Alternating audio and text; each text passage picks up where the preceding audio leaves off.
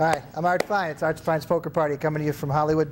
A special bluegrass edition with the Alison Krauss and Union Station Band. We got Todd Everett here, but you hear enough of us talking, you can hardly ever hear music this good on this show. So let's take it away. Alison, would you favor us with a song? Sure.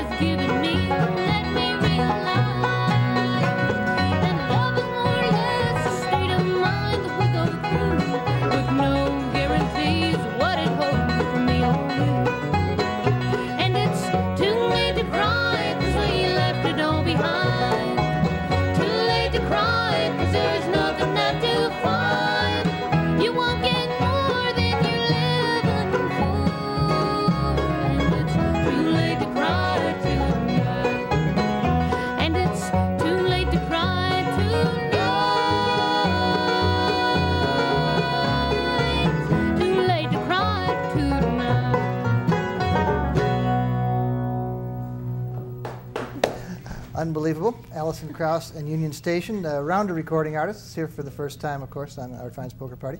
We did introduce Todd Everett. Todd, how you doing? You still writing for all those newspapers around Still town? writing for all those newspapers around What town. about bluegrass stuff? Have you written about bluegrass lately? Not lately. Used to. There used to be quite a bluegrass scene around Los Angeles, a place called the Banjo Cafe in Santa Monica that booked bluegrass several nights a week. Mm-hmm. Now, pretty much if you've got to see it, you've got to see it on the outskirts of town somewhere, or other festivals or that sort of thing. Well, let's ask Alison about her background. Where's my camera? Okay. Alison, when I was looking over your bio material, I couldn't find where you were from. It was like in the 5th or 6th page. I thought maybe you're from L.A. That's the kind of thing people usually conceal. But you're from Champaign, Illinois, university town. Were you was your parents in the university circuit? Is that where you got exposed to this kind of music? There was a band starting in Champaign, Illinois, which is where I'm from, and a friend of mine who I played with for about 6 years, he kind of introduced me to bluegrass. When you say you played with him for about 6 years, you started when you were 14. Does that mean you started with him when you were 8? I started playing fiddle music when I was about 8, but when I was 12, I started playing in his group. So what were the other kids doing around Champaign? Was that a Cheap Trick? Was that a big? They were from around that area, weren't they? REO Probably Speedway? Journey most of all. REO Speedway? Yeah, making fun of me. They spent a good time doing that. So were there a lot of other kids your age doing this sort of thing? No, not bluegrass or anything. I didn't really, it's not something that I talked about a lot or anything. Not that I was embarrassed, it just never really came up. A lot of them were into music. There's a lot of music in Champaign. There's a lot of good music schools and stuff there. Well, how'd you go about finding other people to play with?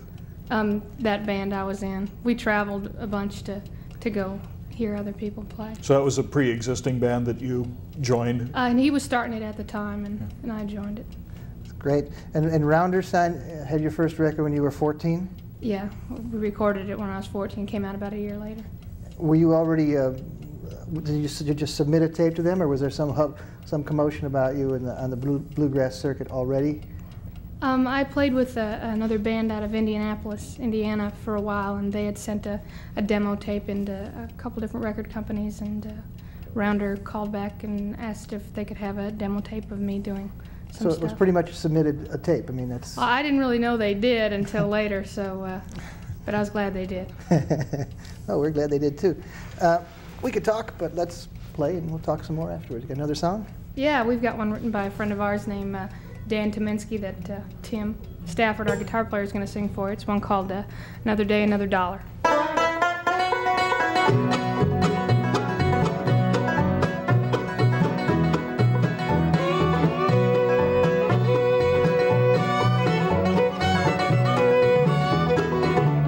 Another day, another dollar.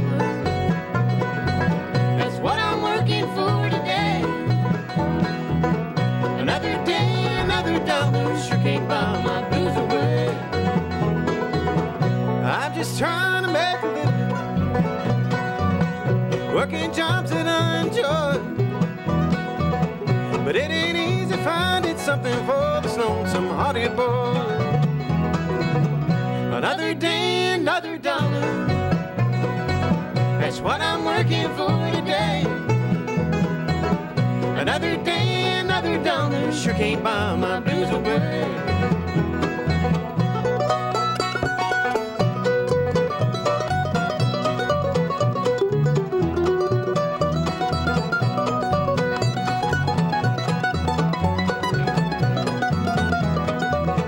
You know my life is like a highway. There's just too many roads to take. You know I'm trying to take the right one, just gets harder every day. Another day, another dollar. That's what I'm working for today. Another day, another dollar. Sure can't buy my blues away.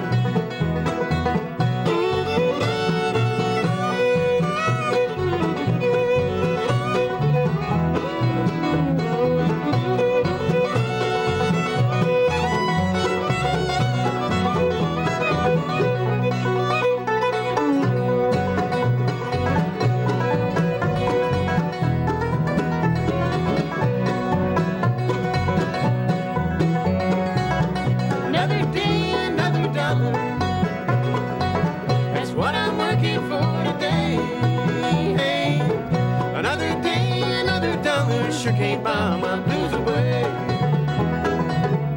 Another day, another dollar. Sure can't buy my blues away.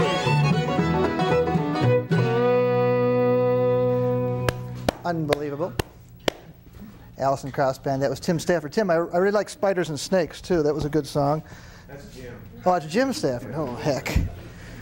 Yeah, I got all excited because I saw on this CD you had, this is the new Alison Krauss solo CD.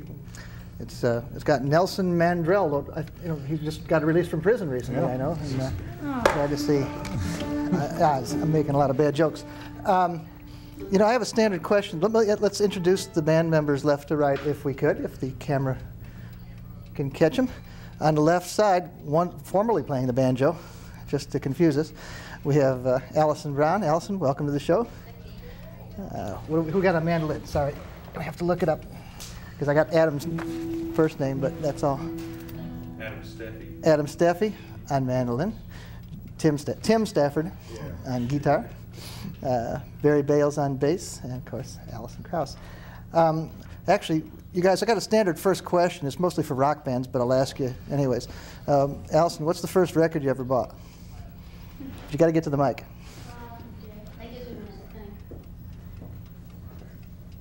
I guess the first record I ever bought was Earl Scruggs' Foggy Mountain Banjo. Oh, cool. Okay, that's consistent. Usually people come up with stuff like the Osmonds or something like that, which would be a lot more interesting. The only one it might have been, other than that, was Bedknobs and Broomsticks. It's a good one. What's that? It's a Disney movie soundtrack. Oh, okay. What got you interested in the banjo in the first place? I actually grew up out here in San Diego, and well, after I heard that record, I really loved the sound of the banjo. And so I started to take lessons, and when we moved to San Diego, I joined the San Diego Bluegrass Club, and from there as you were saying, there was a really active bluegrass scene in Los Angeles in the mid to late 70s, and so I sort of got hooked into that and learned how to play. So so you got the Flatt and Scruggs album, the Foggy Mountain Banjo album. You got that before you became a banjo player, before you were interested? Yeah, I got it from my guitar teacher. So you were playing guitar already? Yeah, a little bit. And you'd rather play banjo like Earl Scruggs than guitar like Lester Flatt? That sounds like that's a tough question to answer, but I guess the answer is yes. Or guitar like Earl Scruggs, for that matter. Well, he was a good guitar player. Yeah, I know he is, yeah. Okay, let me ask the same question. Thank you. Same question to Adam. What's the first record you ever bought? The first record I ever bought was probably Leonard Skinner, One More from the Road. And then... But I was into rock and roll and pop music for quite a while before I got into bluegrass. I got into bluegrass when I was about probably 13 or 14 years old, something like that. Were you playing an instrument before mandolin? No, I had fooled around with the guitar some, but I didn't take that big of an interest in it. And so then my grandfather started taking me out. East Tennessee, where I'm from, is like saturated with bluegrass and country music. And so we went out to a lot of shows and a lot of concerts, and I started hearing more and more of the mandolin, and I started really taking an interest in it. And so I finally got a hold of a cheap one and started taking lessons and learning, and that's when I really started getting into bluegrass more and more, probably when I was about a freshman in high school, something like that. What attracted you to the mandolin? It's hard to say, you know, what would attract anybody to any particular instrument, but I really like the sound of it, and the first person probably that I ever really took notice of that played the mandolin was a guy named Dempsey Young, who plays in a group called the Lost and Found, a great bluegrass band from Southwest Virginia, and I really started taking an interest in it after I heard him play. But did you hear anything on the Rod Stewart album? Let's see, who was Maggie May and Mandolin Wind? You know, I knew that there was some kind of an acoustic type instrument on there, but I didn't know any different at the time. But what it may have been, a guitar played really high or something. But I didn't really. But now every time I hear one, we'll be going down the road and I'll hear a mandolin on something, and I'm automatically. But when you heard the mandolin, you said, "That's it. That's what I want to do." Not. Yeah, not at first, but when it hit, I really took to it. Yeah. I really wanted to play the mandolin, and that was all. Did you ever start playing fiddle or anything like that? A lot of mandolin players double. I've fooled around with the fiddle some, but it's something that's beyond me. And so mandolin is it for mandolin's about it. Okay, let's ask Tim the same question. First record. Well, I was trying to think of that just a second. I do remember now. It was Ray Charles. Modern Sounds and Country and Western Music. Yeah, it's a great album. I bought it for my mom. She's a big Ray Charles fan, and I became one after I bought that record. And where was this? Where were you? We were in Cookeville, Tennessee. Yeah. Cool. Let's ask Barry the same question. The first record I ever bought was the soundtrack to Uncle Remus, the Disney movie. Okay, the first real record. But the first musical record I bought was one called the Mac Wiseman Story. Wow. That CMH or Dot? Yeah, CMH, that big double album, yeah. Wow. Got into that and started listening to it and wore that one out, and the couple of Flatt and Scruggs records my dad had, and it was mainly those 3 or 4 records for a long time. So there was some interest in bluegrass in your family? Yeah, I grew up listening to it. Dad was mainly into like old country and western swing, and he had a few bluegrass records, and I'd dig through his records, and bluegrass is what really got to me. He had 3 or 4 Flat and Scruggs records and a few Bill Monroe records, and those are what I listen to all the time. Okay, thank you. And Alison, same question. What would be the first record you got?